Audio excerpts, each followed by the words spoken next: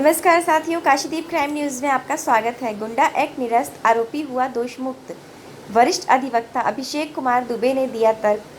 वाराणसी अपर जिलाधिकारी नगर गुलाब चंद्र ने अभियोजन द्वारा पर्याप्त साक्ष्य उपलब्ध न कराए जाने पर सरैया थाना जैतपुरा निवासी मोहम्मद अनस उर्फ मुन्ना पर गुंडा एक्ट को निरस्त करने का आदेश दिया।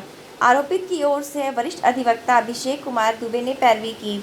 प्रस्तुत कार्रवाई प्रभारी निरीक्षक थाना जैतपुरा की आख्या 4 सितंबर 2019 के आधार पर प्रारंभ की गई तो अपर नगर मजिस्ट्रेट तितली द्वारा अग्रसारित की गई है। पुलिस अधीक्षक नगर वाराणसी के समक्ष प्रस्तुत करते हुए कहा गया है कि आरोपी मोहम्मद अनस उर्फ मुन्ना एक शातिर अपराधी एवं गुंडा किस्म का व्यक्ति है जो आए दिन जनपद के आसपास के थानों व मोहल्लों में गुंडागर्दी व मारपीट आदि जैसी घटना घटित करता रहता है तथा अपने मोहल्ले व आसपास के लोगों को धमकी देकर गुंडागर्दी करता रहता है। इसकी व्यक्तित्व की दबंगई गुंडागर्दी के कारण आम जनमानस में काफ़ी भय व आतंक व्याप्त है।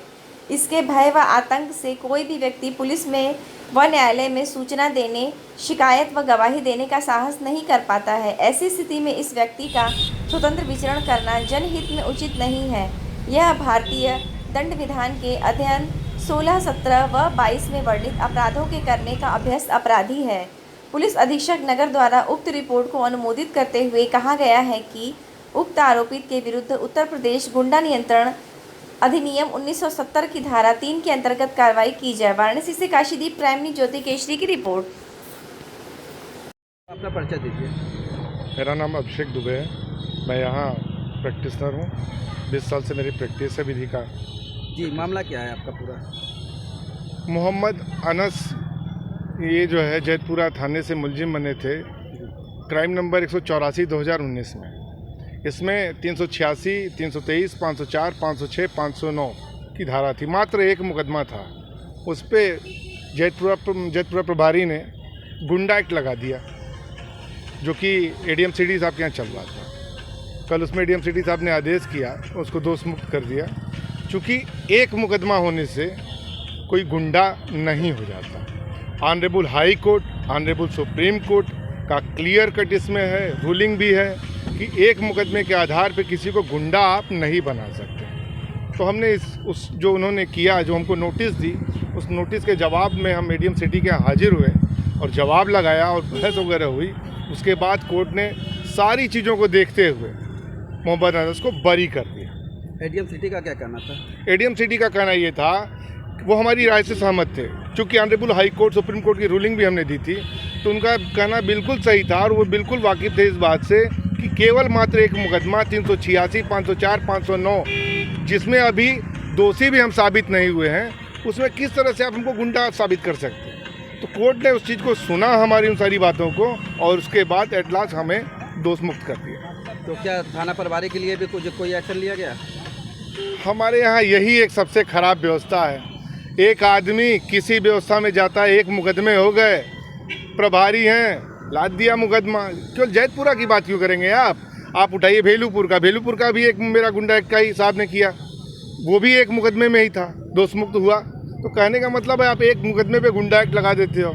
गुंडा की परिभाषा क्या होती है, पहले ये तो समझना चाहिए। गुंडा कौन है?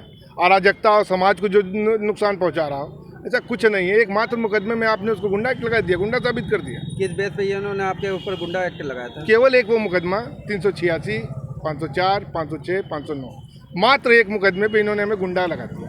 हम गुंडा हो गए। अब हम तो दोष मुक्त हो गए। अब काफ़ी उनके पास भी चली गई होगी। हम कुछ न कुछ तो करेंगे ही करेंगे। चूँकि हमें फर्जी रूप से बनाया गया गुंडा, तो कोई ना कोई हम इसके खिलाफ चाहेंगे कि आप लोग हैं, आप लोगों के माध्यम से, किसी माध्यम से ये बात जाए कि इस एक मुकदमे पे इस तरह से उत्पीड़न ना हो किसी का। और बहुत ऐसा होता है कि कभी किसी छोटे मोटे केस में इन चीज़ों में भी लगा के भेज देते हैं। ऐसा नहीं होना चाहिए। गुंडा एक्ट बना इसलिए है, वो गुंडों को रोकने के लिए बना है, आम जनता के लिए, या कोई आदमी फंस गया हो किसी मुकदमे में उसके लिए नहीं बना, उसका दोहन करने के लिए नहीं बनाई। तो मतलब आप ऊपर तक कार्रवाई करेंगे? बिल्कुल। अब चूँकि हम तो दोष मुक्त हुए हैं, लेकिन ये आगे हमारे अलावा किसी अन्य के साथ ना हो, इसलिए बिल्कुल आपके माध्यम से करेंगे, कोर्ट के माध्यम से करेंगे, जरूर कुछ ना कुछ करें। अच्छा, बहुत सारे ऐसे भी मामले आते हैं जिसमें देखते हैं काफ़ी गंभीर बातें होती है, जैसे रेप की घटना होती है या फिर महिलाओं को जला दिया जाता है, इन सब पे बहुत लोग बरी हो जाते हैं। इस पर आप क्या कहें? देखिए, दो चीज़ें होती हैं। जहाँ कानून सही होता है वहाँ सज़ा अवश्य होती है, लेकिन जहाँ सबूत नहीं होते, जहाँ सही तथ्य नहीं होते और जहाँ फर्जी मुकदमों में फंसाया जाता है, कानून अंधा नहीं, कानून सब देखता है। कानून के आँख पे पट्टी है, जज अंधा नहीं होता, तो उसको सब समझ में आता है, सारे सबूत सारी चीज़। जैसे हम दोष मुक्त हुए तो वैसे ही सारी चीज़ें हैं, तो छूटते तो वही हैं, सब नहीं छूट जाते और सभी अपराधी नहीं होते मैडम।